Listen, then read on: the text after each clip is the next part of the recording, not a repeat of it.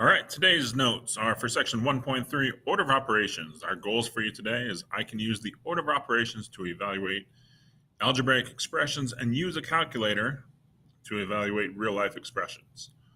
Now, the exploration we want you to do, but we're going to go over it in class because it's a good one to go over. First, the notes. An established order of operations is used to evaluate an expression involving more than one operation. To help remember the order in which to simplify an expression, we use the following mnemonic. Now, back in your previous math courses, I'm sure a lot of you guys use PEMDAS. The problem with PEMDAS is that it mixes a little things up. Instead, I like to use GMA, which is pretty much like PEMDAS because G serves as the P, except it's not always parentheses. It's grouping symbols. We are looking at grouping symbols, so this is why I changed it to a G instead of a P. So grouping symbols such as parentheses, brackets, and even sometimes you'll see these curly brackets. So grouping symbols aren't just parentheses, there are all types of grouping brackets. We have also exponents. Now, exponents are the same in PEMDAS, so we'd have PE, same with GMA. So exponents, those are things where we have something like 2 to the second power. This is an exponent. We also have M, which is multiplication. Multiplication involves division as well, because if we think about something, if I have something like this where it is 4 divided by 2, this is actually the same thing as saying 4 times 1/2. So remember, copy dot flip, 4 times 1/2, it's just an operation of multiplication. So when we think about multiplication, this is actually multiplication and division, but we know that division can be in the form of multiplication. So this would be P, please excuse my dear Aunt Sally. But the reason why I don't like this is because this makes it look like multiplication always comes before division, which is not the case. Division can come before multiplication. The way that we work this out is we work from left to right. So we always work our problems from left to right in terms of multiplication and division. Addition is my A. So addition can also mean subtraction, because if I have 4 plus 2, this is the same thing as saying 4 plus a negative 2. We can subtract it. Whoops, sorry, this would be 4 minus 2. So 4 minus 2 is the same thing as saying 4 plus negative 2, which is an addition problem and a subtraction problem. So addition takes care of both addition and subtraction. In order of operations, PEMDAS, if we looked at addition and subtraction, the thing that a lot of people think is that addition has to come before subtraction. That's not always the case. Let's look at a problem. So in this first problem, what we want to do is we want to simplify this. We have a lot of parentheses. To do these parentheses, we want to work from the inside out. So we are going to do the parentheses that are closest together. So in this case, 1 plus 1 is 2.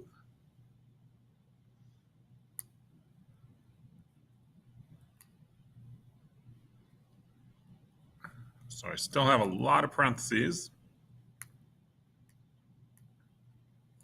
just like so. So if I do this, 2 squared is going to be 4. 4 plus 1 is 5.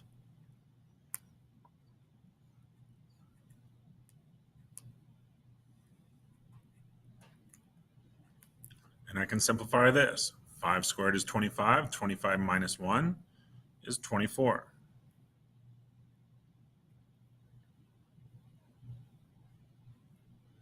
Twenty-four squared minus 1. We have to know what 24 times 24 is. Now, we may want to use our calculator for this. So if we use our calculator, we're going to pull that up.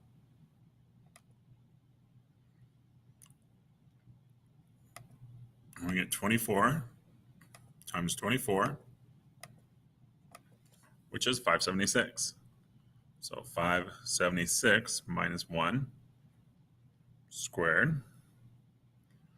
And if we take 576 minus 1, we get 575. And we're going to square that answer. So 575, let's just do minus 1. And I'm going to take 575 times 575.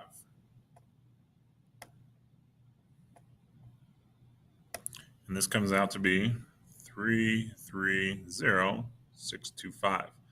I'm going to use commas so that way we know that this is actually 330,625.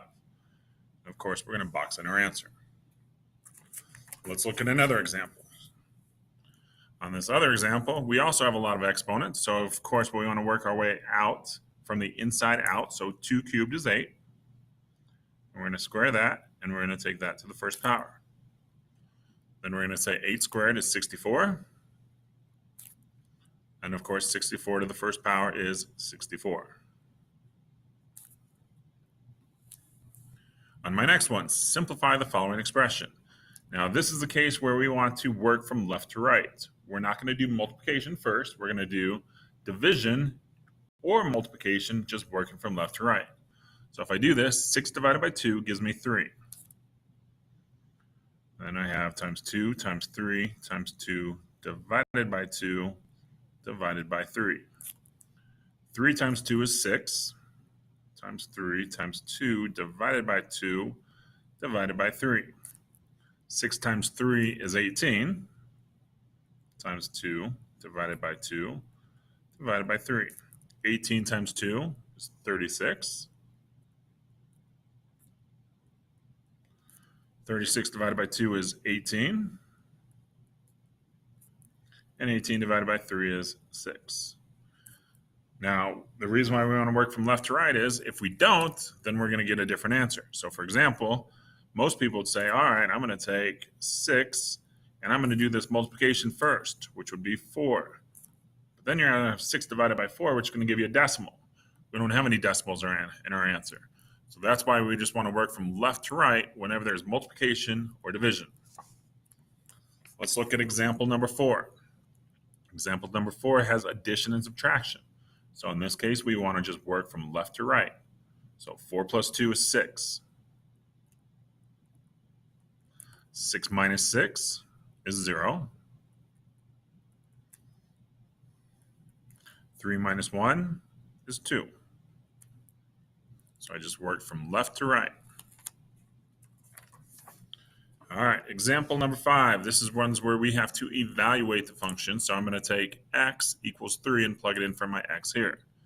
So this will be 5 times 3 squared minus 6. 3 squared is saying 3 times 3, which is 9.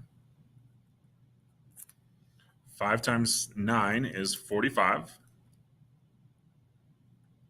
45 minus 6 is 39.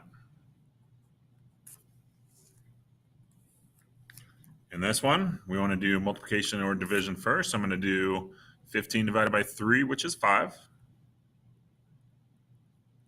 7 plus 5 is 12, minus 4, which gives you 8.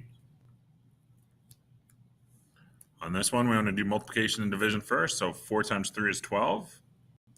8 divided by 2 is 4. 12 plus 4 is 16. Go ahead and try the U practices on your own. And I'm going to move on to example number 6. So on this one, we want to do parentheses first. So 6 times 2 is 12. 24 divided by 12 gives you 2.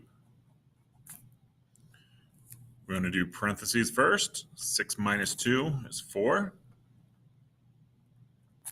4 squared is 16.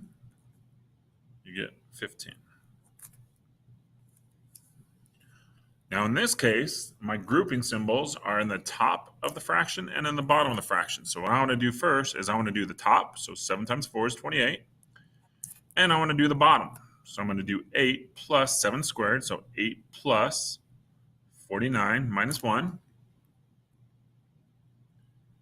8 plus 49 is going to be 57.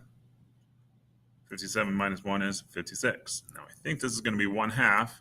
If I wanted to, I could double check it in my calculator. So if I wanted to double check in my calculator, I could in fact take 28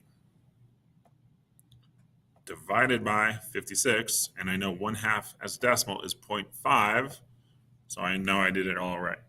So there's my answer.